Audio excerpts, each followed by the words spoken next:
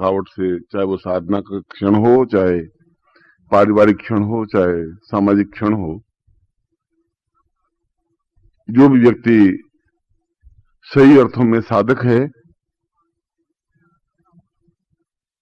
उसके जीवन में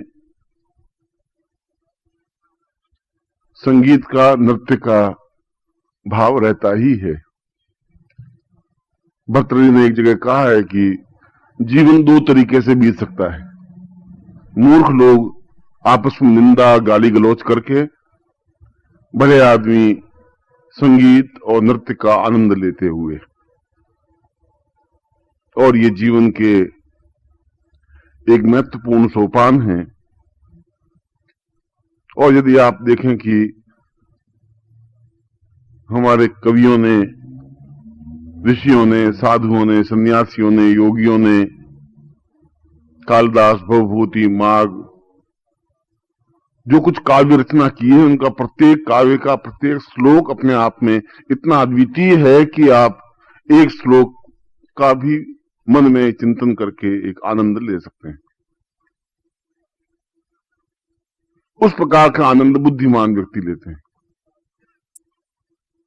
और दूसरे प्रकार का आनंद सामान्य कोटि के व्यक्ति लेते हैं। हमारे इस शिविर का उद्देश्य केवल इतना ही नहीं है कि हम मंत्र जाप करें या साधना ही करें, या इसके साथ ही साथ हमारे जीवन की वृत्तियां भी उदात्त बने। हमारे जीवन की सुप्त प्रत्येक व्यक्ति संसार में जो पैदा हुआ है, उसको रोना और हंसना तो आता ही है।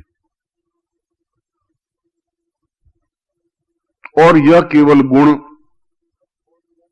मनुष्यों को ही प्राप्त है, प्राणियों को ही प्राप्त है। गाय, भैंस, बकरी, ऊंट हंस नहीं सकते, उनमें हास्य का अभाव रहता है। इसलिए जीवन का शाम को भी जब आप भोजन करने बैठें तो आप सब उसमें भाग लें। और हमारे अगले 2-3 दिन जो नवरात्रि के दिन हैं, और हमारे जीवन के जितने भी दिन हैं आगे के, वे सभी दिन अपने आप में मस्ती से भरे हुए हों, चेतना से भरे हुए हों, आनंद से भरे हुए हों। ऐसा ही जीवन अपने आप में सही अर्थों में जीवन कहलाता है। क्योंकि मैंने सुबह प्रवचन में भगवती लक्ष्मी की व्याख्या की थी और लक्ष्मी उपनिषद से एक श्लोक आपको सुनाया था। आज का प्रवचन भी मैं उसी लक्ष्मी उपनिषद के अंतिम श्लोक से प्रवचन प्रारंभ कर रहा हूं, जहां पर उस उपनिषदकार ने, ऋषि ने, उस त्रिकालज्ञ ने भगवती लक्ष्मी के सैकड़ों रूपों का वर्णन करते हुए और उस विधि को स्पष्ट किया है जिस विधि के माध्यम से हम सम्मान और प्रतिष्ठा के साथ में श्रीमान कहला सकें। इसलिए हमारे भारतीय परंपरा में किसी व्यक्ति के आगे श्रीमान लगाया जाता है। श्री मीन्स लक्ष्मी, मान माने सम्मान प्रदान किया जाता है, लक्ष्मी युक्त व्यक्तित्व। दरिद्र व्यक्ति वह चाहे धनवान भी हो, मगर यदि उसमें काव्य प्रतिभा नहीं है, यदि उसमें संगीत नहीं है, यदि उसमें मस्ती नहीं है, तो वह अपने आप में निर्धन है। जीवन का तो एक क्षण है और उन क्षणों को पकड़ना, उन साधनाओं को संपन्न करना, उन मंत्रों के माध्यम से अपने आप को चेतना प्रदान करना जीवन का एक तत्व बन जाता है।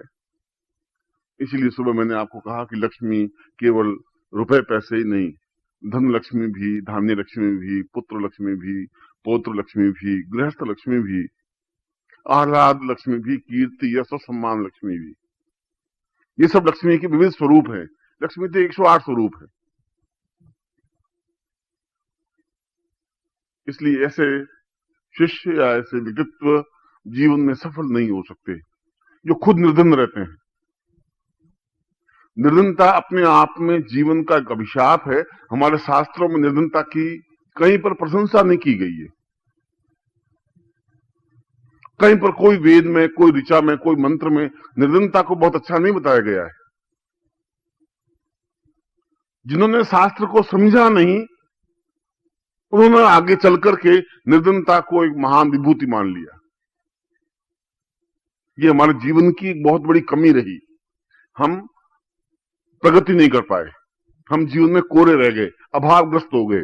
तुम जो जीवन में एक अभाव महसूस कर रहे हो, वह तुम्हारे उन पूर्वजों की देन है, क्योंकि उन्होंने तुम्हें एक ज्ञान चिंतन दे दिया कि भूखा रहना, एकादशी के दिन भूखा रहना, पूर्णमासी के दिन भूखा रहना, गरीबी अपने आप में जीवन का सौभाग्य है, ये धनवान लोग बहुत खून चूसते हैं, ये सब बेकार हैं, व्यर्थ हैं।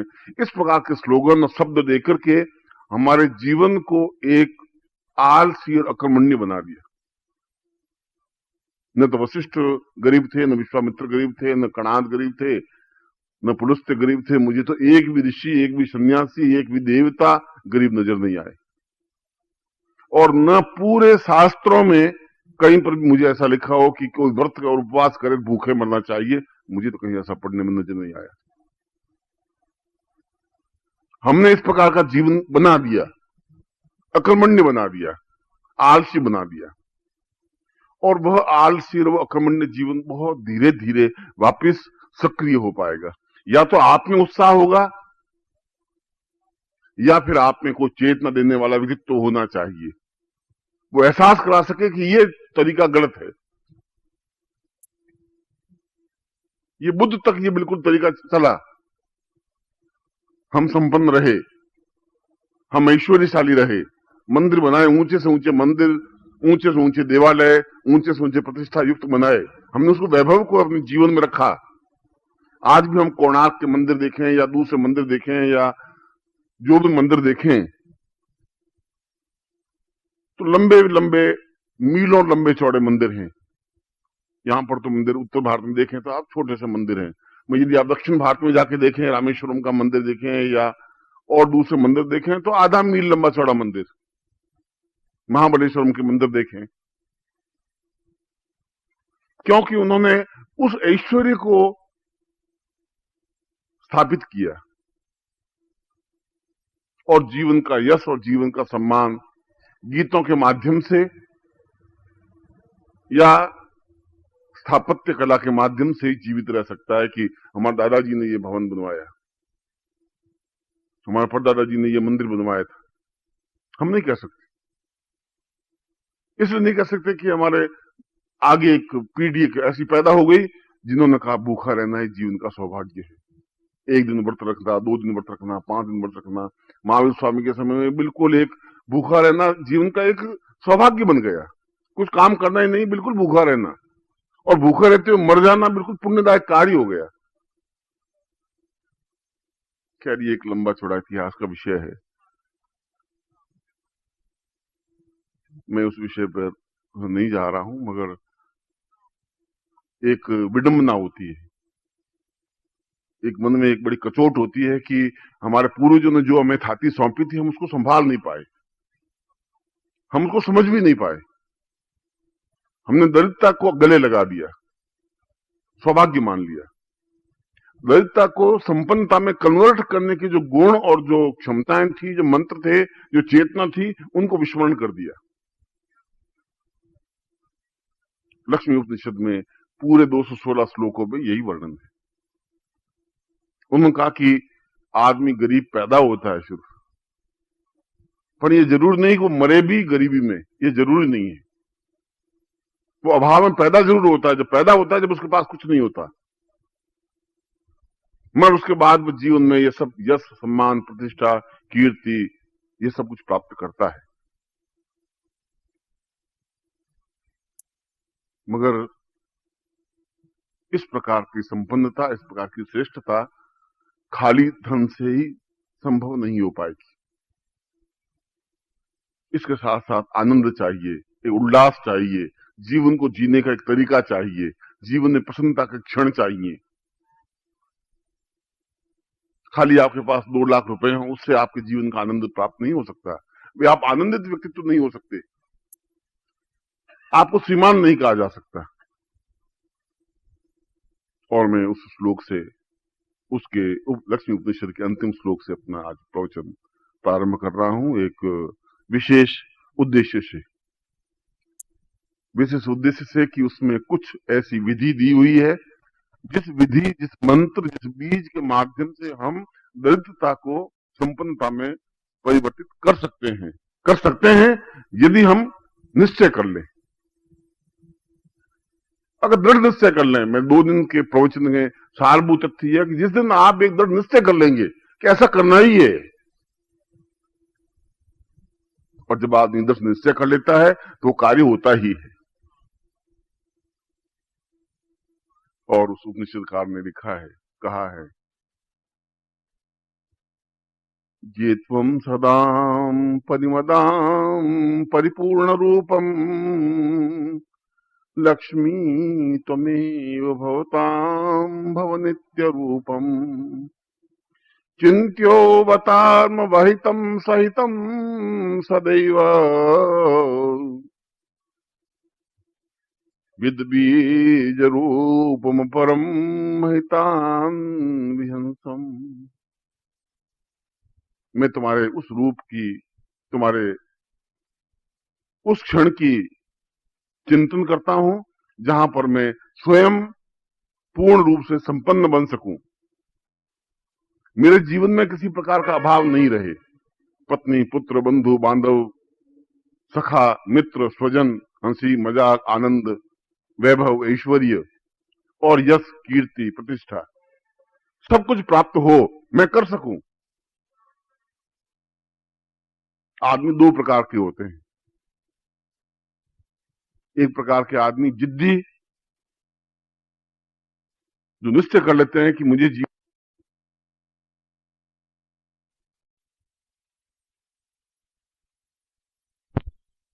वे उत्तम पुरुष कहलाते हैं। दूसरे प्रकार के व्यक्ति वे होते हैं जो प्लान करते रहते हैं, मगर उसको योजनाबद्ध नहीं करते। कुछ नहीं तो ऐसा करेंगे, कुछ एकदम शेयर बाजार में चले जाएंगे तो कॉलगेट के शेयर खरीद लेंगे, और कॉलगेट के शेयर खरीद करके 315 का भाव इसमें चल रहा है तो 417 का हो जाएगा, और 417 का हो जाएगा तो एक शेयर में भी 200 रुपए बचे तो 10,000 के शेयर, तो बस सारी रात उनमें शेयर चलते रहते हैं और उनमें कुछ होता ही नहीं। वे मध्यम पुरुष कहलाते हैं। ऐसे कई आपने देखे होंगे, ऐसे बनिए जो सड़क पर चलते रहते हैं।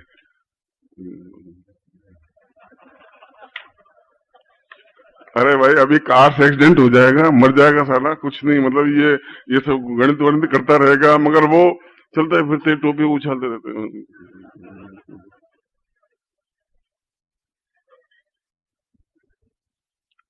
वे मध्यम पुरुष कहलाते हैं। योजना आप उनसे पूछी तो लंबी चौड़ी योजना है, प्लान इतने लंबे चौड़े कि मतलब अब रात को सोए निर्धनता में, सुबह करोड़पति हैं ही, एक से एक अजीब नुस्खे। और उनको कहें आप कुछ करना है कि गुरुजी सब करेंगे, आप बैठे हो, गुरुजी बहुत गरीब है, वो तो सब आप बैठे हो गुरुजी, बस ठीक है, आप कुछ कर लेना गुरुजी।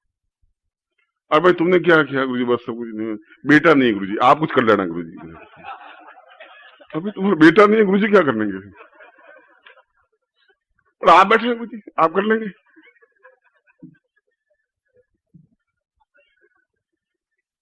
अच्छा भैया, और अन्य पुरुष वे कहलाते हैं जिनके प्लान ही नहीं होते बेचारे, जो सोचते हैं कि उस भगवान का दिया हुआ है, अपने कुछ करना ही नहीं है। यावत जीवेत सुखम जीवेत, जैसे पैदा हुए हैं वैसे ही मर जाएंगे, देखा जाएगा साला क्या है। और गुरुजी चाहिए क्या, एक 6 फुट गज जमीन चाहिए साली, सो जाएंगे तान करके साला 4 दिन बाद से। अब कौन आय तोबा करे, इसमें आय तोबा करने सालों को मरे। तीनों लक्ष्मीपति हैं, मैं तो तीनों को नमन करता हूं।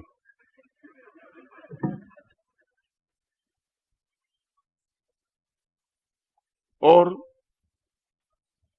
व्यक्तित्व का मतलब ये नहीं, लक्ष्मी का मतलब ये नहीं है कि तुम्हारे जीवन में उस अर्थ को, उस पैसे को ही महत्व दो, सब कुछ बाकी सम्मान प्रतिष्ठा सब कुछ खत्म हो जाए, वह व्यक्तित्व भी कोई जीवन नहीं है। ऐसा नहीं है कि आपके पास पैसा और आप पैसे का ही मोहग्रस्त हो। पैसा होना चाहिए, धन होना चाहिए, मैं इस बात को स्वीकार करता हूं। मैं स्वीकार करता हूं कि हमारे पूर्वजों की चिंतन सही था। लक्ष्मी प्रसन्नकार ने जो श्लोक में कहा है कि हम संपन्न बने,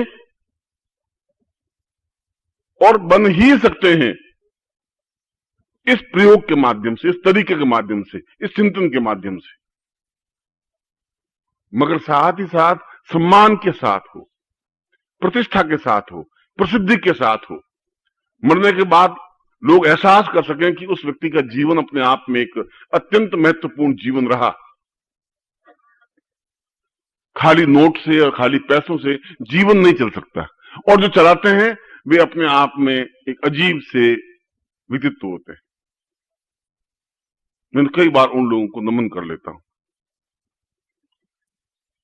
श्री चंदूलाल जी,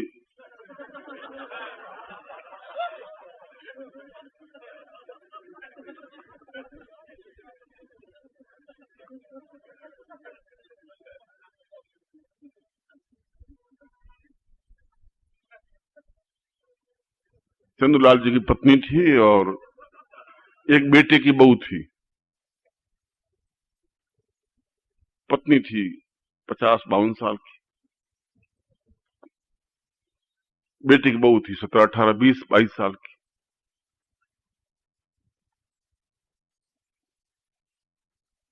उनको जोधपुर आना था। चंदूलाल जी ने सोचा कि बस में भेजेंगे तो 5-7 किलोमीटर का, 10 किलोमीटर का तो फर्क है, और 10 किलोमीटर में फालतू 5 रुपए लग जाएंगे, कोई मतलब नहीं है, दोनों पैदल जा सकते हैं। और वहां जाकर के शामिल हो जाएंगे, उसमें कोई लंबी चौड़ी बात नहीं। तो उनको समझाया कि तुम चली जाओ, पैदल चली जाओ।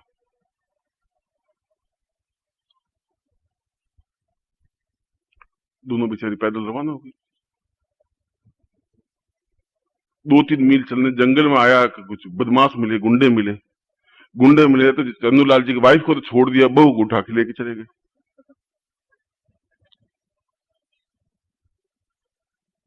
अब वापिस चंदूलाल जी की पत्नी रोती रोती घर पे आई। उसने कहा बहुत गड़बड़ हो गई।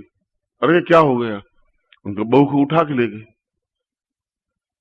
बहुत गड़बड़ हो गया साला, बहू को उठा के ले गए, तो कोई बात ही नहीं, मगर वो जो पैसे 3,000 रुपए थे वो कहाँ गए?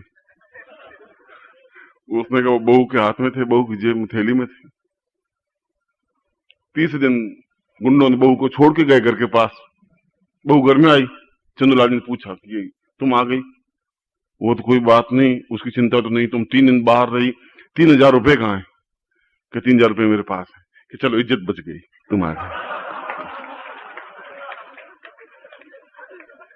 चलो कोई बात।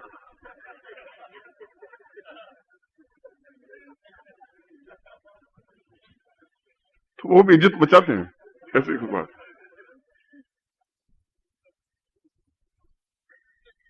उस पैसे का क्या उपयोग होगा? इसलिए जो केवल धन के पीछे ही दीवाने हैं, पागल हैं। धन हमारे जीवन का एक आवश्यक तत्व होना चाहिए, और इसीलिए इस श्लोक में कहा है कि कुछ विशेष क्रियाओं से, केवल 2 क्रियाओं से, रासायनिक क्रिया के माध्यम से, यदि कोई शिष्य इस प्रकार का तैयार हो सके कि मैं आपके पास रहना चाहता हूं और रासायनिक क्रिया सीखना चाहता हूं, पाद संस्कार सीखना चाहता हूं, तो वह सीखे। वह भी एक तरीका है। नागार्जुन, भवभूति, इस प्रकार के कई रासायनिज्ञ हुए हैं जिन्होंने उन रासायनिक क्रियाओं के माध्यम से तांबे को या दूसरी धातु को दूसरी धातु में कन्वर्ट किया है। इस बात को तो विज्ञान भी स्वीकार करता है, मगर उसमें भी धैर्य की जरूरत है, एक चिंतन की जरूरत है। और दूसरी बात की कुछ विशेष मंत्रों के माध्यम से, प्रयोग के माध्यम से, और उस विशेष प्रयोग और उस विशेष मंत्र के माध्यम से भी जीवन में हम अपने अभावों को दूर कर सकते हैं, मंत्रों को दूर कर सकते हैं। मैंने आज सुबह अपने प्रवचन में कहा आकस्मिक धन प्राप्ति प्रयोग के माध्यम से। आकस्मिक धन प्राप्ति का मतलब यह होता है कि हम कम प्रयत्न करें, क्योंकि इस समय जीवन का एक संघर्ष युग है। यदि आप एक कपड़े की दुकान खोलें तो 25 दुकानें पहले से खुली हुई हैं, एक मिठाई की दुकान खोलें तो 100 दुकानें पहले से खुली हुई हैं। बड़ा टफ एक कंपटीशन है, उसमें अपने आप को आगे लाना इतना आसान, इजी नहीं है। मगर वे व्यक्ति अपने जीवन में, मेरे जीवन में तो उन लोगों का अनुभव है कि जिन्होंने अपने जीवन में इष्ट बली हैं और व्यापार किया है, जिनके मन में मंत्रों के प्रति एक धारणा है, चिंतन है, गुरु के प्रति एक धारणा है, इष्ट के प्रति धारणा है, देवताओं के प्रति धारणा है, वे निश्चय ही सफल और संपन्न होते हैं। क्योंकि कोई भी मंत्रे तीर्थे द्विजे देवे देवज्ञे भेषजे गुरु यादसी भावना यस्य तादसी फलितम मया। आपकी जितनी भावना है, जितना अटैचमेंट है, उतनी आपको फल मिल सकता है। मंत्र वो का वो है। यदि आप उसमें आपकी आस्था ही नहीं है, हम मस्जिद के पास में से निकल जाते हैं, हमारा हाथ झुकते ही नहीं, बिल्कुल पास में से निकल जाते हैं, हमारे मन में कोई चिंतन पैदा होता ही नहीं। और वही अगर मुसलमान मस्जिद के पास में जाएगा तो सिजदा करेगा, एकदम गर्दन झुक जाएगी उसकी। ये दोनों में क्या है? मस्जिद तो वो की वो है, उसमें उस दीवार के प्रति आस्था है, हमारी आस्था नहीं है। वो अगर मंदिर के पास में से जाएगा तो उसका सिर झुकेगा ही नहीं, मन में कोई भावना ही पैदा नहीं होगी, पवित्र भाव आएगा ही नहीं, पास में से निकल जाएगा। जैसे मेरे मकान से आपके मकान के पास में से निकला है, उसी प्रकार से देवालय हो, चाहे मंत्र हो, चाहे गुरु हो, और चाहे कोई चीज हो, यदि आपका उसके प्रति पूर्ण आस्था है, आस्था के साथ यदि आप उस मंत्र जाप करते हैं और लक्ष्मी उपनिषद का भी, उस प्रयोग को भी संपन्न करते हैं, तो निश्चय ही इस प्रकार का मंत्र फलप्रद होता है, फलप्रद ही लाभ देता है। वह चाहे आप नौकरी कर रहे हो, तभी छोटा सा व्यापार किसी न किसी तरीके से, आज के युग में तो सैकड़ों, मैंने जैसे शेयर का उदाहरण दिया, शायद आपको शेयर मार्केट का पूरा ज्ञान कम है या ज्यादा है मैं नहीं कह सकता हूं, मगर इस पिछले मार्च 1 अप्रैल से लगा करके इस मार्च में कम से कम लोगों ने जो बिल्कुल गए बीते थे वो 20-20 लाख रुपए कमा चुके शेयर में उछल आने से। कहीं बिजनेस की लंबी छोटी उसमें व्याख्या, थोड़ा दिमाग की जरूरत है, थोड़ा कोई रास्ता मिलना चाहिए, थोड़ा एक उत्तम पुरुष बनने की क्रिया होनी चाहिए, निष्क्रिय जीवन नहीं होना चाहिए। बिल्कुल 24 घंटे हम अपने ही रोना ही रोते रहेंगे, अपनी परेशानी में रोते रहेंगे,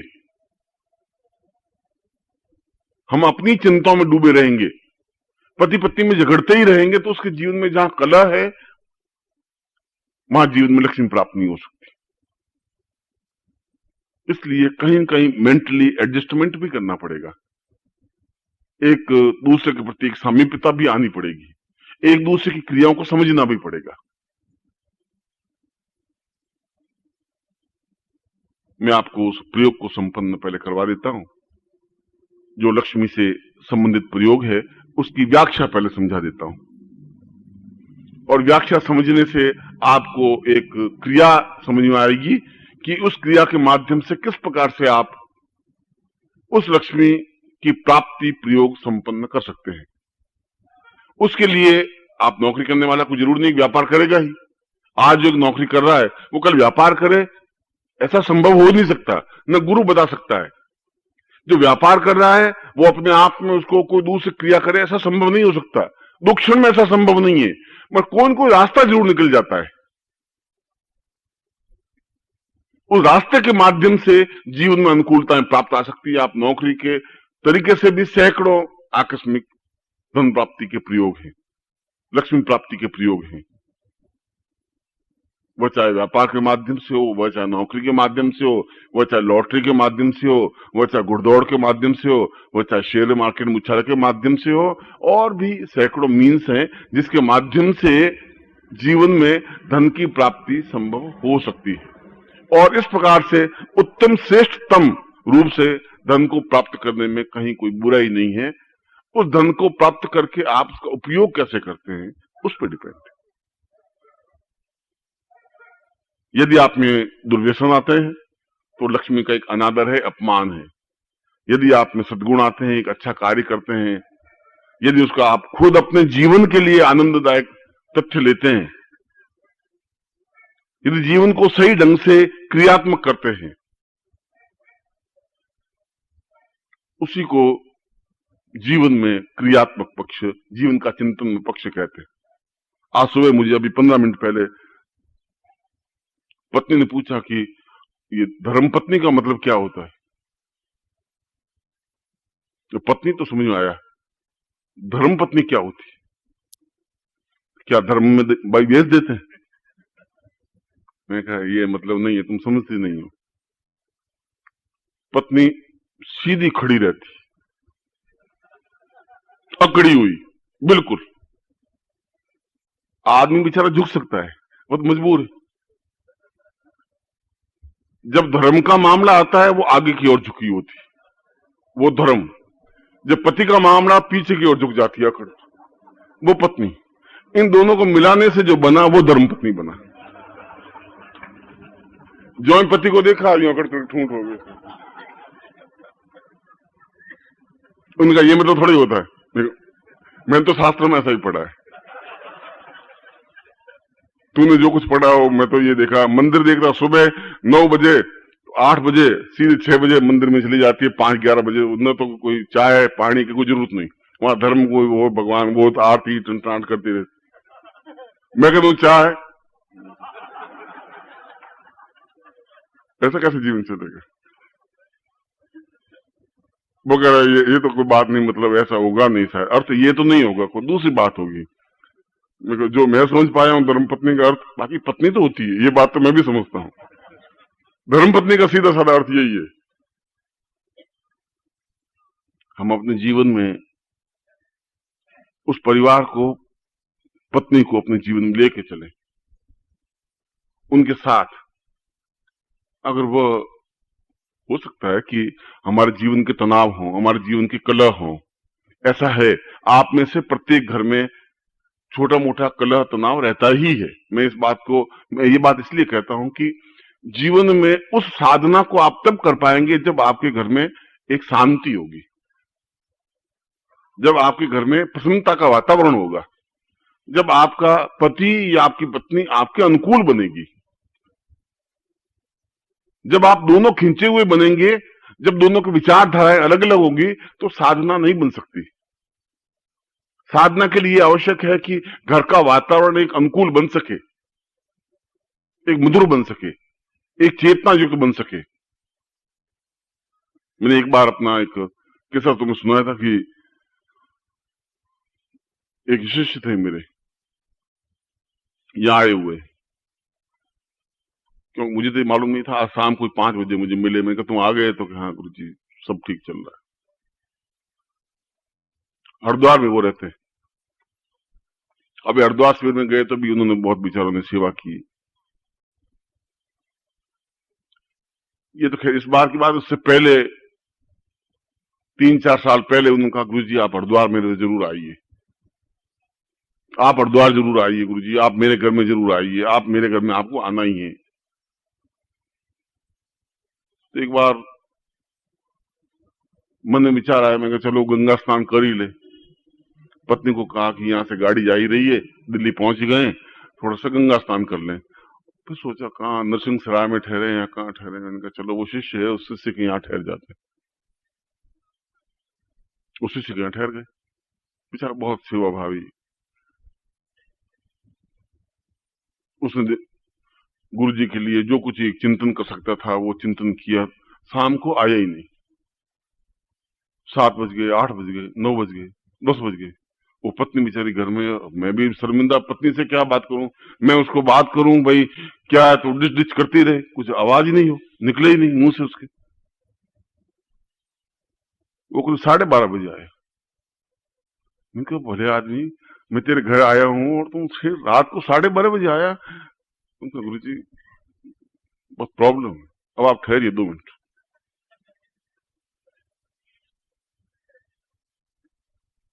मैंने कहा मैं तो कोई ठहरा हुआ हूं, मैं तो इंतजार कर रहा था, मतलब कोई बात नहीं, मैं कल तो वापिस मुझे जाना है, मगर तुम क्या हुआ क्या? उन्होंने कहा, आप ठहरिए, मुझे थोड़ा सा 1-2 मिनट का प्रयोग करने दीजिए गुरु जी। हो गया साहब, पानी की बाल्टी भर के मेरे सामने रखी। मैंने कहा रात को 12 बजे के दिन, और पति ने मेरी तरफ घूर के देखा। मैंने कहा भाई अब शिष्यों के हाथ में पड़ गए हैं, कोई भरोसा नहीं। अब शिष्य के तो जो उसकी मन की इच्छा है वो होगा ही।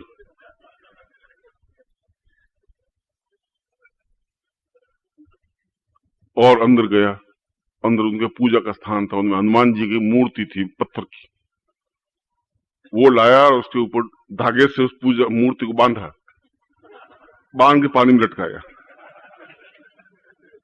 पानी में लटका करके फिर बाहर निकाला। बोल सारे पैसा ही नहीं देता सारा।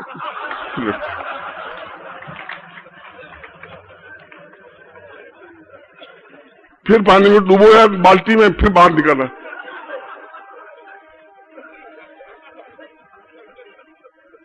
मैंने कहा ये कौन सी साधना है? ऋग्वेद, यजुर्वेद, अथर्ववेद, सामवेद, उपनिषद, लक्ष्मी उपनिषद सब साले पढ़ लिए। ये हनुमान जी की मूर्ति को रात को 12:30 बजे पानी के अंदर डूब से, और डोरी बांध करके उसके गले में डोरी बांध दी।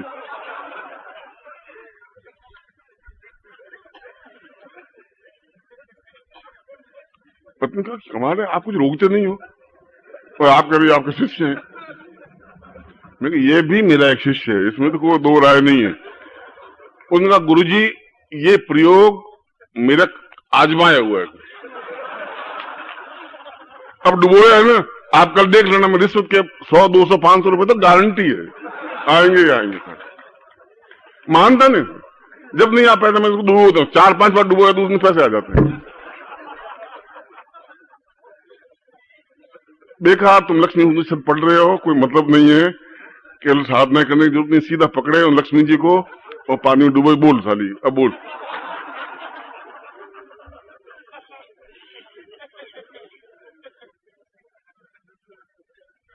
मैंने कहा भाई मैंने शिष्य तो बहुत देखे। उनका गुरुजी आप ट्राई करके देखिए तो सही। आज मुझे याद आ गया, मैंने कहा आप लोगों को मतलब कब बेचारे इतने मंत्र जाप करोगे और मैं निकली चामुंडा बिच्चे करोगे।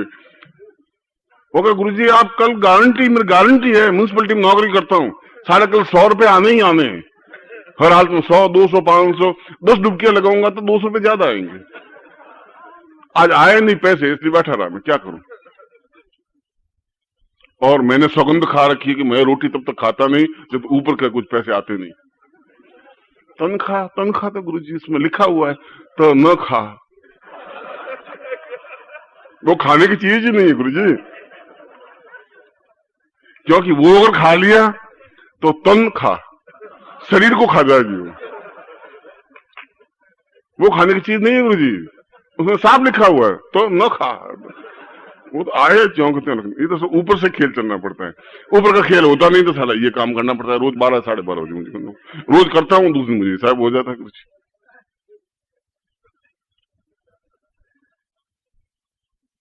क्या मेरे जीवन में तो सैकड़ों शिष्य मिले हैं, और मैं तो वास्तव में अपने आप को सौभाग्यशाली समझ रहा हूं। इसलिए सौभाग्यशाली समझ रहा हूं कि विचित्र जीव हैं, विचित्र शिष्य हैं। एक शिष्य ने रात को 12:30 बजे मुझे स्नान करवा दी। सन्यासी जीवन में था मैं, और दुबला पतला था एकदम से। गर्मी के दिन थे, और गर्मी के दिनों में मैं किसी शिष्य के यहाँ गया, गांव में गया, मैंने कहा आज इसके यहीं रुक जाते। रुके। गर्मी में बहुत परेशान था, वो कुम्हार था जाति का। उसने कहा गुरुजी ऐसा करिए, आप बहुत गर्मी है, आप आराम से, मैं ठंडा पानी ले आता हूं, और आपने मुझे एक बार दीक्षा दी थी, आप भूल गए शायद। पिछली बार जब आए थे तो ओम परम तत्वा नारायणाय गुरुभ्यो नमः मंत्र दिया था, मैं जब करता हूं, और मेरे घर में सब समृद्धि है, सुख सौभाग्य है, घर में पत्नी है, बच्चे हैं, सब कहना मानते हैं। और उसने ठंडी पानी की बाल्टी भरी, बाल्टी भर करके मुझे दिया, आप स्नान कर लें, कपड़े बदल दें, फिर मेरी पत्नी भोजन बना रही है, आप भोजन कर लें। मैं बड़ा खुश हुआ। उस गांव में 2-3 लोगों को दीक्षाएं दी थी, उसको तो दी थी, एक और व्यक्ति था, उसको भी दीक्षा दी थी जब मैंने दी थी। तो गर्मी के दिन थे, स्नान वान किया, ठंडे पानी स्नान किया, बिल्कुल मन को, तन को बड़ी तृप्ति से मिली। उसके बाद में उन्होंने बाजरे के रोटे, सोगरे वगैरह बनाए, खाया वाया, नींद आ गई। मैंने आशीर्वाद दिया कि तुम्हारा कल्याण हो, तुम सुखी रहो, और मैं दूसरे दिन उस गांव से मुझे जाना था, चला गया। फिर 2-4-5 महीने में वापिस निकल रहा था, पोष महीना था, सर्दी का। तो मैंने सोचा कि पिछली बार उस शिष्य के यहां रुक गए हैं, इस बार इस शिष्य के यहां रुक जाते। उसने भी कहा था गुरुजी इस बार आओ, तो आप जब भी आओ मेरे घर भी रुको गुरुजी, आप मेरे घर का आतिथ्य स्वीकार करो। उसके यहां रुक गए। शाम का समय था, सर्दी पड़ने लगी, तो उन दोनों में कुछ बुखार उखार से था, तो कंबल लपेटी, उसने कंबल उम्बल हटा दिया। गुरुजी आप यहां बैठिए। मैंने कहा क्या मतलब हुआ? कर, मुझे गुरु पूजन कैसे होता है मुझे मालूम, मैं पिछली बार देख चुका हूं, आप चिंता मत करिए। और अपने जवान लड़कों को बुलाया कि गुरुजी कपड़े खोलो। अरे मैंने कहा मर जाऊंगा, पोष महीना है, सर्दी का टाइम। अरे मजाक पड़े, लड़कों क्या देख रहे हो? गुरुजी बड़ी मुश्किल से मिले साहब। वो जवान लड़का था, कुर्ता खोल दिया, कुर्ता लगा के बिठा दिया। अब ऊपर सर्दी, और सब अंदर से पानी की बाल्टियां 2 भर के, ठंडा पानी की बाल्टी लाए, सीधी बाल्टी। मैं कांपू, मैं मर जाऊंगा, मैं मर जाऊंगा। उसने कहा गुरुजी वहां तो कांपते नहीं थे, वहां तो आशीर्वाद दे रहे थे, और यहाँ कांप रहे हो, छोड़ूंगा मैं आपको नहीं। आपको, आप आशीर्वाद दीजिए। जीवन में मेरे तो जीवन, मैंने कहा मैं बहुत सौभाग्यशाली, बहुत ज्यादा सौभाग्यशाली। मेरे जीवन में तो आनंद ही आनंद मिला है आप लोगों के यहां से। मैं उस प्रयोग को समझा रहा था, और लक्ष्मी प्राप्ति के प्रयोग का अर्थ समझा रहा था कि हम इस प्रकार हमारे जीवन में गुरु के प्रति एक आस्था से चिंतन बने, मंत्रों के प्रति हमारी आस्था, चैतन्यता मंत्र बने। हम जो कुछ भी मंत्र पढ़े उसमें पूरी आस्था के साथ एक माला मंत्र जाप करें। आप उसका एक्सपेरिमेंट करें। मैं आपको यह कह रहा हूं कि आप महीने 2 महीने आप उसका प्रभाव करें, उसके बाद आप मंच पर आकर के कहें कि ये बात सही है, ये बात सही नहीं है। तब आपका कुछ तथ्य बनेगा, तब कुछ चिंतन बनेगा। सुबह मैंने आपको लक्ष्मी प्राप्ति के प्रयोग की विधि के साथ साथ एक यंत्र दिया था, उसमें केवल 6 पॉइंट माइंड में रखने की जरूरत है, 6 बिंदु मानस में रखने की जरूरत है। इस विशेष विधि के लिए, विशेष विधि जहां लक्ष्मीकार ने कहा है कि यह अपने आप में अत्यंत गोपनीय, महत्वपूर्ण, अद्वितीय प्रयोग है। तीनों शब्द लगाए, गोपनीय है, महत्वपूर्ण है, अद्वितीय है। यदि हम पूर्ण क्षमता के साथ इसको संपन्न कर सके। और उस श्लोक का अर्थ कि यह प्रयोग केवल प्रातः काल ही संपन्न किया जा सकता है, जिस समय सूर्योदय नहीं हुआ हो। इसका अर्थ ये हुआ कि 4 बजे से 6 बजे या 4 बजे से 5:30 बजे के बीच में ही यह प्रयोग हो सकता है, जिसको हमने प्रातः काल कहा है। क्योंकि लक्ष्मीवताम सुभवितम भवितम सदैव, प्रातः काल का चिंतन लक्ष्मी प्राप्ति का चिंतन ही कहलाता है। और दूसरा,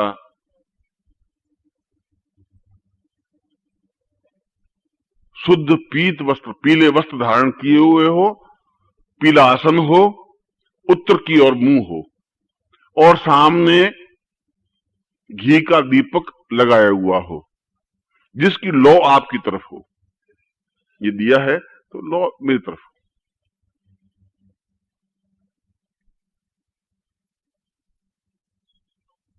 तीसरा बिंदु, इसमें कमल गट्टे की माला का प्रयोग यदि किया जाए तो ज्यादा उचित रहेगा, जो कमल के बीजों की माला होती है।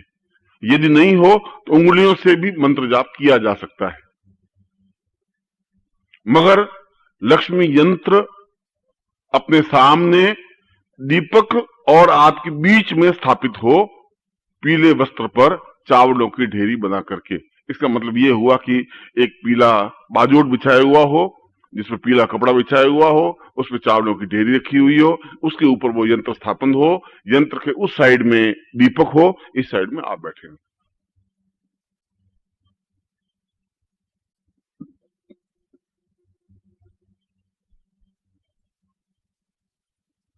और चौथा,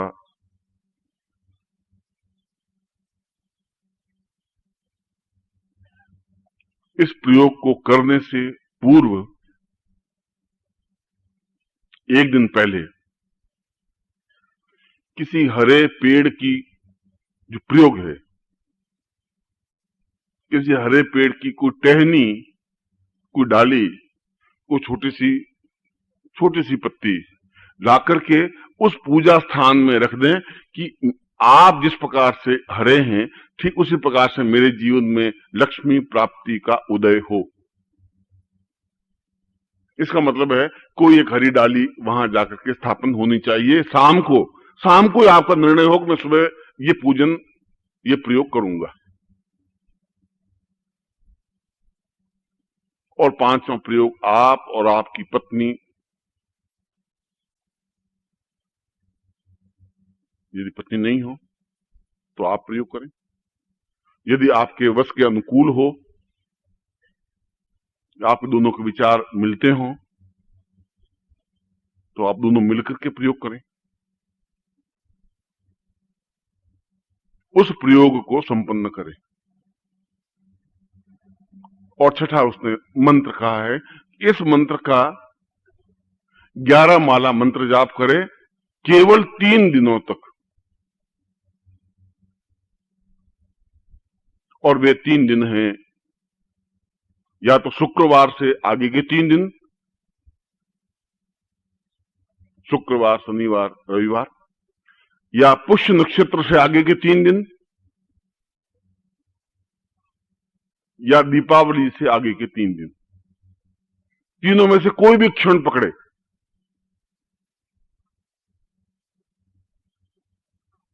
मैं सोचता हूं कि इन सारे 6 पॉइंट्स में ऐसा कोई पॉइंट नहीं है जो अपने आप में कोई डिफिकल्ट हो। ऐसा कोई बात नहीं है, सरलता से किया जा सकता है।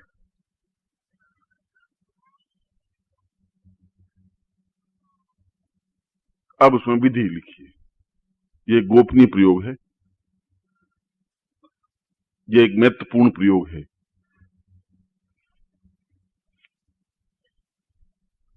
उसमें लिखा है कि आप सुबह जब उठें तो पहले से ही शाम को आप वस्त्र धोकर के सुखा दें। 10 बजे पहने हुए वस्त्र नहीं पहने हो। तौलिया भी यूज करें तो पहले से धोकर के उसको सुखा दें। फिर दूसरे दिन स्नान करें और स्नान करने के बाद वापस किसी पात्र को स्पर्श नहीं करे, बाल्टी को, लोटे को फिर स्नान करने के बाद में स्पर्श नहीं करे, तौलिए से शरीर पहुंच ले और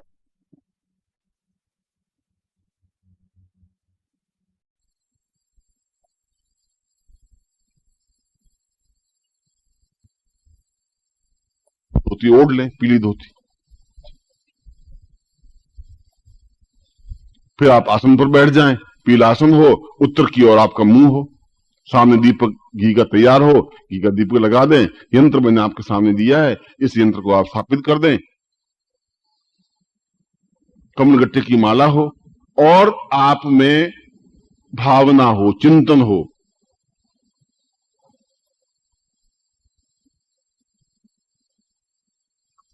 अब उसकी तीसरी लाइन में, इस श्लोक की तीसरी लाइन में 3 बातें और स्पष्ट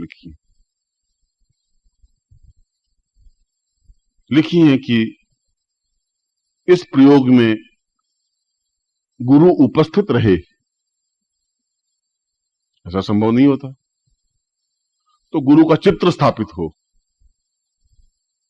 जो कि चैतन्य चित्र हो और श्रद्धा युक्त वह चित्र आपके स्थापन किया हुआ हो, और फिर आप एक माला या आधी माला या 1 बार या 5 बार या 21 बार पूर्ण श्रद्धा के साथ ओम परमतत्वाय नारायणाय जो भी आपको गुरु मंत्र दिया हुआ हो, उस गुरु मंत्र का जप किया हुआ हो, जप करें।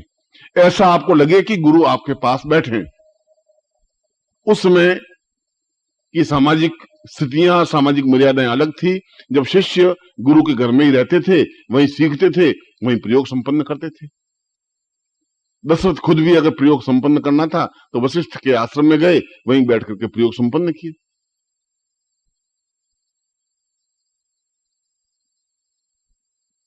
दूसरा, लक्ष्मी का चित्र अपने आप में स्थापित हो, जिसको गजलक्ष्मी कहा गया है। गजलक्ष्मी का मतलब है कि ऐसे चित्र बाजार में मिल जाते हैं जो हाथी जल लेकर के लक्ष्मी के ऊपर डाल रहे हों, और यदि नहीं है तो यह यंत्र भी अपने आप में गजलक्ष्मी का ही प्रतिरूप है।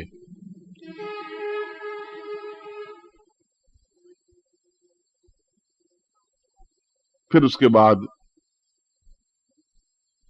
आप हाथ में जल लेकर के ये संकल्प करें कि मैं ये 3 दिन अनुष्ठान के रूप में यह प्रयोग संपन्न कर रहा हूं, जिससे कि मेरे जीवन की दरिद्रता इन दिन बोल जाए। उसमें संस्कृत चलती थी, संस्कृत में श्लोक बनते थे और संकल्प संस्कृत में होते थे। अब आजकल हिंदी चल रही है तो आप हिंदी में बोल सकते हैं। वह तो एक एग्रीमेंट है आपकी और देवता के बीच में कि मैं इसलिए इस कार्य को संपन्न कर रहा हूं, और जल इसलिए कि जल की साक्षी में मैं ये बात कर रहा हूं कि मैं इसमें न्यूनता नहीं रखूंगा इस मंत्र जाप में, क्योंकि ये प्रत्यक्ष देवता है। सूर्य प्रत्यक्ष देवता है, अग्नि प्रत्यक्ष देवता है, जल प्रत्यक्ष देवता है। यजुर्वेद में कहा है कि अग्नि देवता, वायु देवता, सूर्यो देवता, चंद्रमा देवता, वसुओ देवता, अद्या देवता। अब उन देवताओं की जहां गणना की है तो वहां सूर्य को देवता कहा है, सूर्य प्रत्यक्ष है। ये देवता तो प्रत्यक्ष है ही। इंद्र को आप नहीं देख पाए, या कुबेर को आप नहीं देख पाए, या लक्ष्मी को आप नहीं देख पाए, मगर आप जल को, आप अग्नि को, आप सूर्य को तो प्रत्यक्ष देख ही रहे।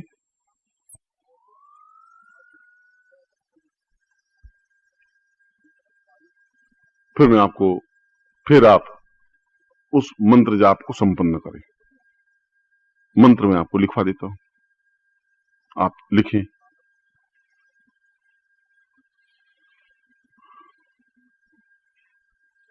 कल यह मंत्र बोर्ड पर भी लिखा हुआ होगा, क्योंकि हो सकता है आपसे अशुद्धि हो जाए, तो बोर्ड पर भी उस मंत्र को देख सकते हैं। अभी तो आप इसको लिखते हैं।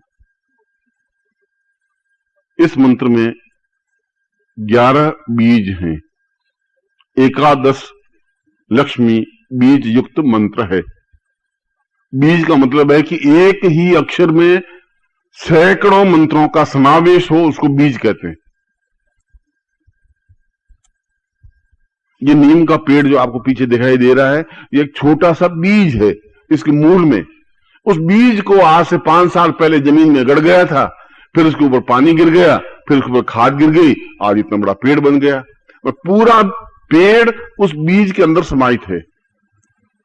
उस बीज में, उस पेड़ में डिफरेंस कुछ नहीं है, रासायनिक डिफरेंस है। हम इसको पेड़ कह रहे हैं, मैं उसको बीज कह रहा हूं। और बीज में उतनी सारी संभावनाएं थी जो एक पेड़ में संभावनाएं होती हैं। हम उस बीज के अंदर छिपे हुए पेड़ को देख नहीं पाए थे, क्योंकि हमारी आंखों में उतनी ताकत नहीं थी। आज उस पेड़ को देख रहे हैं, इसलिए इस बीज में जो अर्थ है उसको हम देख नहीं पा रहे हैं, पर उसमें भी उतना ही विशाल उसका अर्थ है, चिंतन है। मंत्र मैं पहले लिखवा देता हूं, फिर मैं उच्चारण करवाऊंगा, फिर प्रयोग करवाऊंगा। लिखेंगे आप ओम, मैं दूसरी बार बोलूंगा नहीं, आप नोट कर लेंगे न। आप बीच में पूछेंगे क्या है साहब, ओम ओम क्या है, ऐसा कुछ नहीं, आप बोर्ड पे देख लेना यदि आपको कुछ समझ में नहीं आए। ओम एंग, फिर आगे लिखिए रिंग, ह और र मिला हुआ रिंग, फिर श्रींग, फिर चौथा बीज है हलीम, ह और ल मिला हुआ ऊपर बिंदी अनुस्वार हलीम, फिर पांचवा बीज है ब्लॉम, आधा ब और लॉम, ब्लॉम। फिर आगे लिखिए गजलक्ष्मी,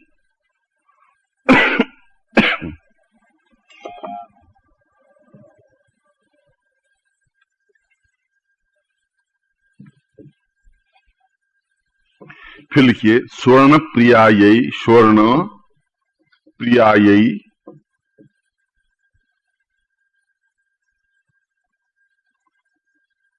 फिर लिखिए आगच्छ आगच्छ,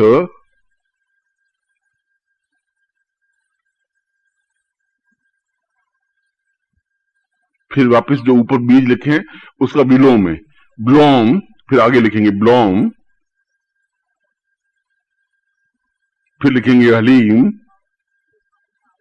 ह और ली मिली हुई, फिर लिखेंगे श्रीम, फिर लिखेंगे रीम, फिर लिखेंगे एंग, फिर लिखेंगे ओम। ये अपने आप में कंप्लीट एक मंत्र है। अब मैं 3 बार आपको उच्चारण करवाऊंगा इसका। यदि आपके लिखने में कोई त्रुटि रही होगी तो बोर्ड पर अभी लिखा हुआ होगा, आप इसको शुद्धता से लिख दें। फिर भी यदि आपकी किसी प्रकार की शंका हो तो आप मुझे कल लिख करके पूछ लें।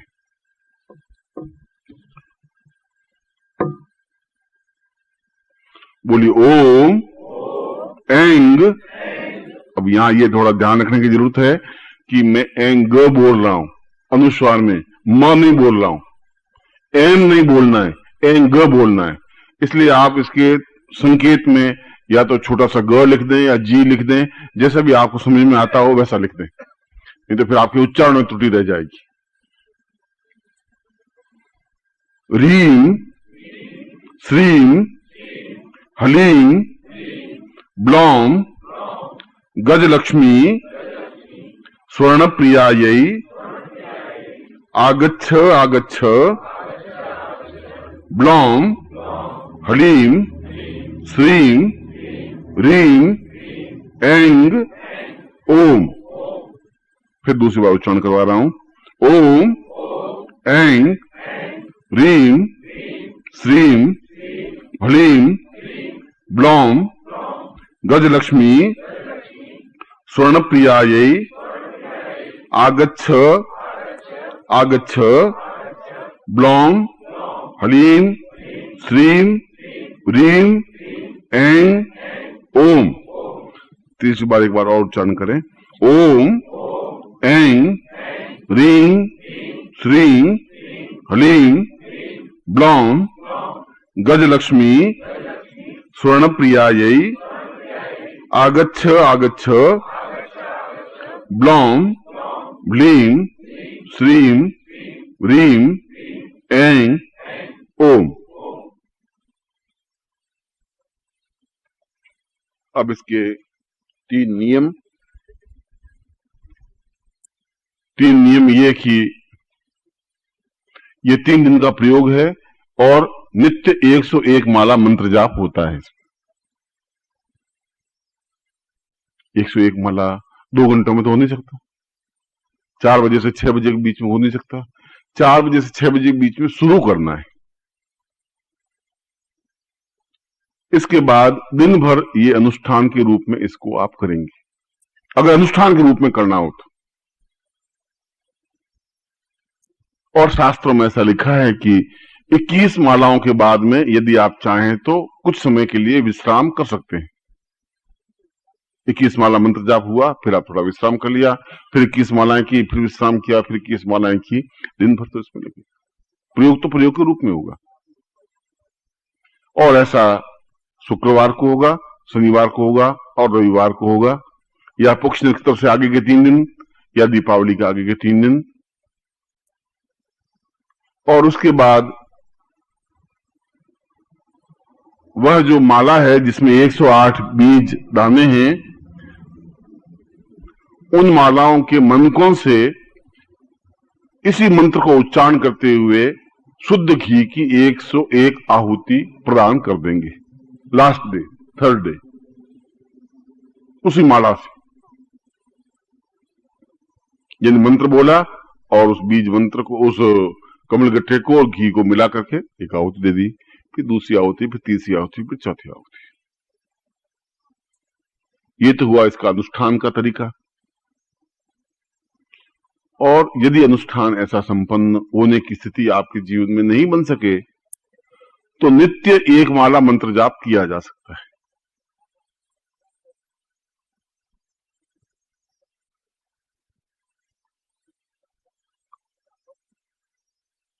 और इसमें जब रात्रि को शयन करते समय आपको जो संकेत मिले, संकेत तो अवश्य मिलेंगे, क्योंकि ये अपने आप में तांत्रिक प्रयोग है, खाली मंत्र प्रयोग ही नहीं है। ये अपने आप में पूर्ण चैतन्य प्रयोग है, इसलिए उन्होंने कहा ये गोपनीय प्रयोग है। इसलिए जिस तरीके से जो संकेत मिले उस तरीके से काम करने पर आकस्मिक धन प्राप्ति होती ही है।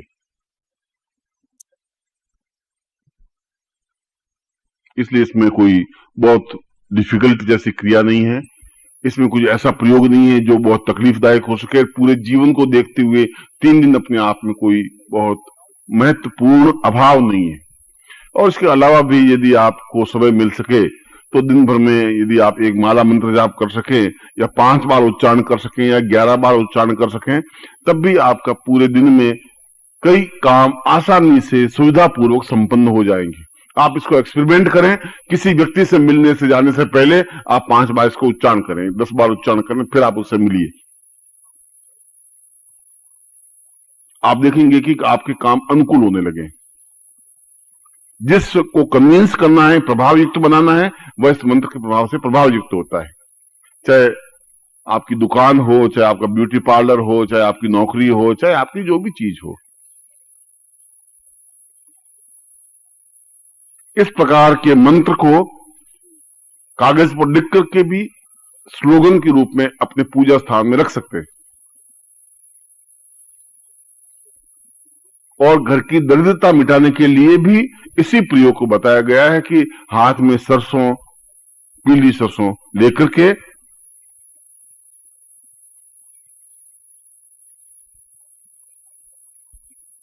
और इस मंत्र का 11 बार उच्चारण करके यदि पूरे घर में छिड़काव कर दें, तब भी घर की अगर दरिद्रता है, यदि कोई तांत्रिक प्रयोग किया हुआ है, यदि घर में किसी प्रकार का अभाव है ही या शरीर में आलस्य है ही, तब भी वह अपने आप में दूर होता ही है। दोनों तरह का प्रयोग है।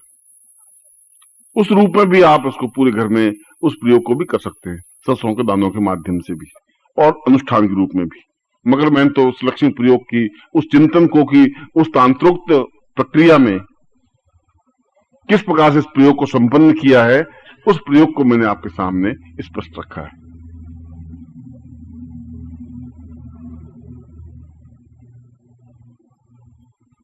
कल प्रातःकाल आपको 3 कार्य करने होंगे।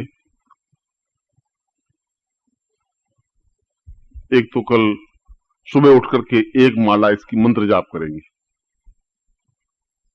और उस क्षणों में करोगे 4 से 6 बजे के बीच में। आप थोड़ा जल्दी उठेंगे और सबसे पहले गुरु पूजन होगा, उसके बाद में जो यंत्र है जिसका मैं भी पूजन करवा रहा हूं वह उसके सामने स्थापन होगा। उसके बाद में गुरु मंत्र की 1 माला होगी, उसके बाद में इस मंत्र को 1 माला मंत्र जाप करेंगे। मैं इसलिए करवा रहा हूं कि मैं इसका रिजल्ट कल आपको बताऊंगा। मैं इसलिए यह संपन्न करवा रहा हूं कि कैसा क्या अनुभव होता है, कैसी स्थिति बनती है, उसको क्लियर करने के लिए। और इस नवरात्र के दिनों में नवार्ण मंत्र का जाप तो आपको इस पत्रिका में दिया हुआ है। इसके अलावा इस पैम्पलेट में गज लक्ष्मी प्रयोग दिया हुआ है, स्वर्ण लक्ष्मी प्रयोग दिया हुआ है, 2-3 लक्ष्मी के प्रयोग और दिए हुए हैं, और ये प्रयोग दिया हुआ कि लक्ष्मी का पूजन कैसे करते हैं इस पैम्पलेट में दिया हुआ है। आप उन प्रयोगों को भी आजमा सकते हैं, मगर ये प्रयोग अपने आप में 1000 बार प्रयोग किया, 1000 बार ही सफल हुआ है। एक भी क्षण ऐसा नहीं गया कि ये प्रयोग किया हो खाली रहा हो, ऐसा जीवन में नहीं रहा। चाहे किसी गृहस्थ शिष्य को दिया हो, चाहे सन्यासी शिष्य को दिया हो, चाहे व्यक्तिगत रूप से इसका उपयोग किया हो, चाहे किसी को समझाया हो। अब यंत्र को अपने सामने रख दीजिए। सबसे पहले गणपति को स्मरण करिए। ओम विघ्नेश्वराय वरदाय सुरप्रियाय लंबोदराय सकलाय जगद्दिताय नागान्नास्तिज्ञ विभूषिताय गौरीसुताय गणनाथ नमो नमस्ते। भक्तार्थिनाशन पराय गणेश्वराय सर्वेश्वराय शुभ्राय सुरेश्वराय विद्याधराय विकटाय च वामनाय भक्त प्रसन्न वरदाय नमो नमस्ते। नमस्ते ब्रह्म रूपाय विष्णु रूपाय नमस्ते रुद्र रूपाय करी रूपाय विश्वरूप स्वरूपाय नमस्ते ब्रह्मचारिणे भक्त प्रियाय देवाय नमस्तभ्यं विनायक लंबोद नमस्तभ्यं सत्यम मोदक प्रिय निर्विघ्नं कुर्मे देव सर्वकार्येषु सिद्धिदः त्वां विघ्न सत्तुलने च सुंदरेति भक्त प्रियेति सुखदेति वरप्रदेति विद्याप्रदेति हरेति च स्तुवन्ति तेभ्यो गणेश वरदो भवनित्यमेव अनयाम पूजयाम सांगाय शपजवाराय सायुधाय सशक्तिकाय रिद्धि सिद्धि सहितम महागणपतिम मम ग्रहे मम देहे मम स्थाने स्थापयामि नमः। तत्रादु श्रीमन महा जोड़ दीजिए। श्रीमन महागणाधिपते नमः, लक्ष्मी नारायणाभ्याम नमः, उमा महेश्वराभ्याम नमः, सची पुरंदराभ्याम नमः, मात्र पितृ चरण कमलेभ्यो नमः, इष्ट देवताभ्यो नमः, कुल देवताभ्यो नमः, ग्राम देवताभ्यो नमः, स्थान देवताभ्यो नमः, वास्तु देवताभ्यो नमः, वाणी हिरण्यगर्भाभ्याम नमः, सची पुरंदराभ्याम नमः, सर्वेभ्यो देवेभ्यो नमः, सर्वेभ्यो ऋषिभ्यो नमः, ब्राह्मणेभ्यो नमो नमः। तत्रादो शिखाबंधनम, चोटी की गांठ लगा दीजिए। मानस्तो कितनये मान आयुमानो गोखमानो अश्वेघमानो वीरांद्रभामिनो वज्रे हविंत समित्वा हवा महे संकल्पम कुर्यातः। आत्म जल लीजिए।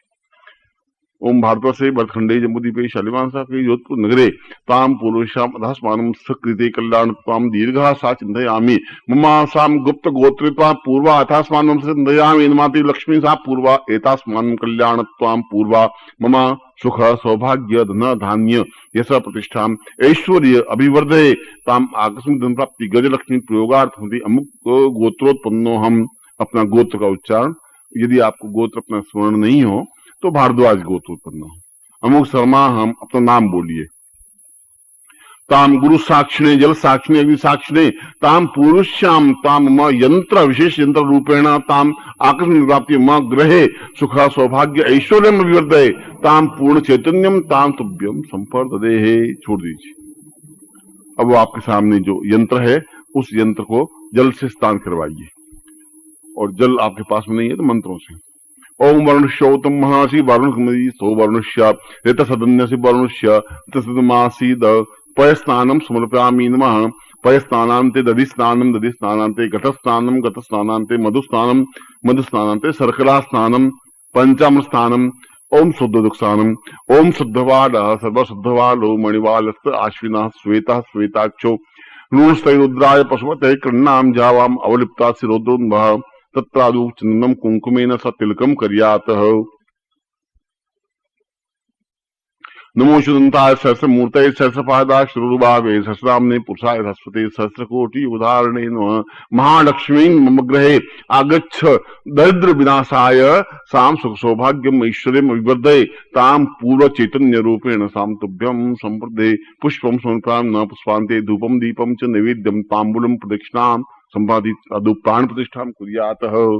अब उसको अपने दाहिने हाथ में ले लीजिए, उस यंत्र को। हाथ आपका सीधा होना चाहिए और आपकी दृष्टि उस यंत्र के ऊपर रहनी चाहिए।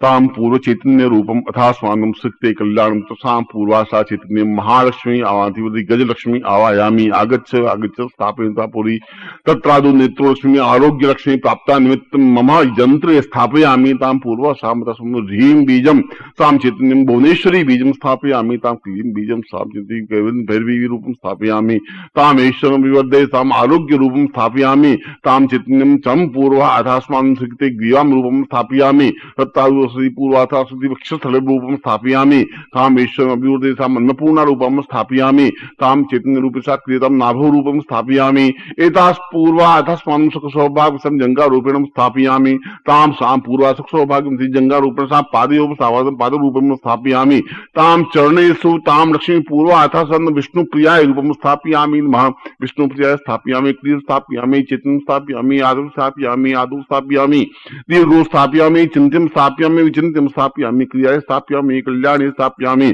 आत्म प्रियाय स्थापयामि मम लक्ष्मी स्थापयामि दैतन्यं स्थापयामि चैतन्यं स्थापयामि जड़तां स्थापयामि दारिद्र्य विनाशाय स्थापयामि शून्य प्रियाय स्थापयामि शून्य चैतन्य स्थापयामि देव प्रियाय स्थापयामि देव चैतन्यं स्थापयामि लक्ष्मी प्राप्त्यै स्थापयामि आगे से स्थापयामि पुत्र लक्ष्मी स्थापयामि पौत्र लक्ष्मी स्थापयामि धन लक्ष्मी स्थापयामि धान्य लक्ष्मी स्थापयामि कीर्ति लक्ष्मी स्थापयामि पुत्र पौत्र लक्ष्मी स्थापयामि वाहन लक्ष्मी स्थापयामि वाहन पूर्व स्थापयामि सर्वत्र लक्ष्मी एक शतष्टोत्तरम साम एतस्मात् चिंतयामि पूर्व साम ह्रीं प्राण सा पूर्व प्राण यह प्राण यह जीव यह देह ताम पूर्व साम क्षीर सागरो संभूतम मां पूर्व विष्णु प्रियाय आगच्छ मम यंत्रे स्थापयामि स्थापयित्वा पूर्वति मम चिरकाल रूपेण समस्त रूप से मम ग्रहे स्थापयामि सा समस्त दुख दारिद्र्य भाव भाति पूर्वा निश्चिति साम सुख सौभाग्य धन धान्य प्रतिष्ठा ऐश्वर्य अभिवर्धये ताम गुरु साक्षिणे गुरु मंत्र रूपेण साम बीज मंत्र रूपेण साम चित्नामि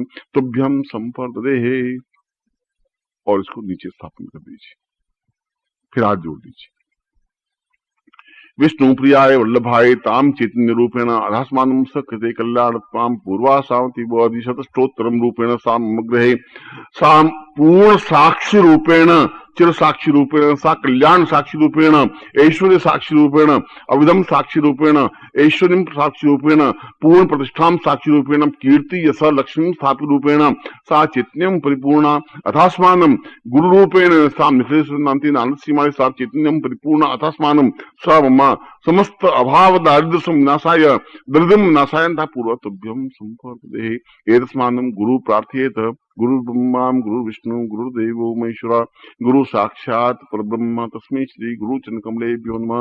ध्यान मूलम गुरु मूर्ति पूजा मूलम गुरु पदम मंत्र मूलम गुरु वाक्यम मोक्ष मूलम गुरु कृपा मूकं करोति वाचालम पंगु लंघयते गिरिं यत् कृपातुम वंदे परमानंदमात्मं।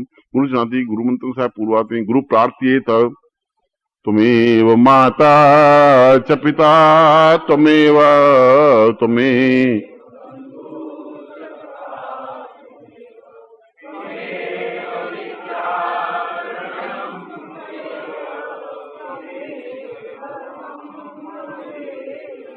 आनंद के साथ में त्वमेव माता च पिता त्वमेव बंधो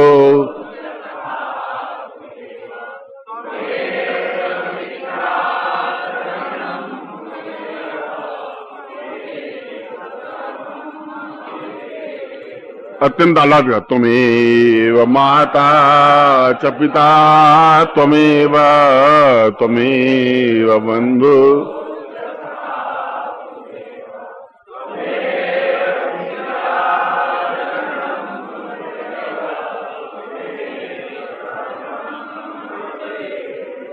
अनयाम पूज्याम सांगाई सपरिवाराय सायुधाय से शक्तिकाय महामति पुरुषाम गुरु सतभ्यम संपड़ते ही। और मैं आपको नवरात्र के इस पर्व पर हृदय से आशीर्वाद देता हूं कि आपके जीवन की जड़ता, अभाव और बाधाएं, परेशानियां, कठिनाइयां और समस्याएं हमेशा हमेशा के लिए दूर हो सकें, और दूर होंगी ही, है ही, क्योंकि जब मैं आपके साथ में हूं तो फिर आपको किसी बात की चिंता करने की जरूरत नहीं।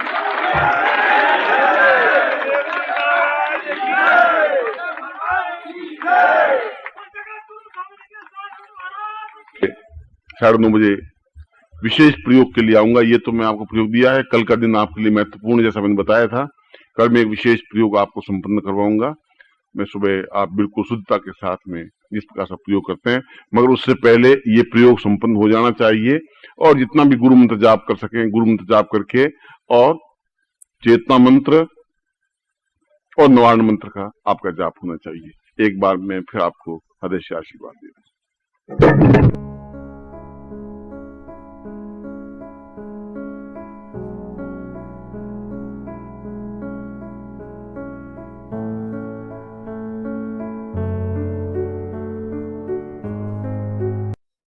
ओम परम तत्वाय नारायणाय गुरुभ्यो नमः। ओम ह्रीं मम प्राण देह रोम प्रतिरोम चैतन्य जाग्रय ह्रीं ओम नमः। ओम भूर्भुवः स्वः तत्सवितुर्वरेण्यं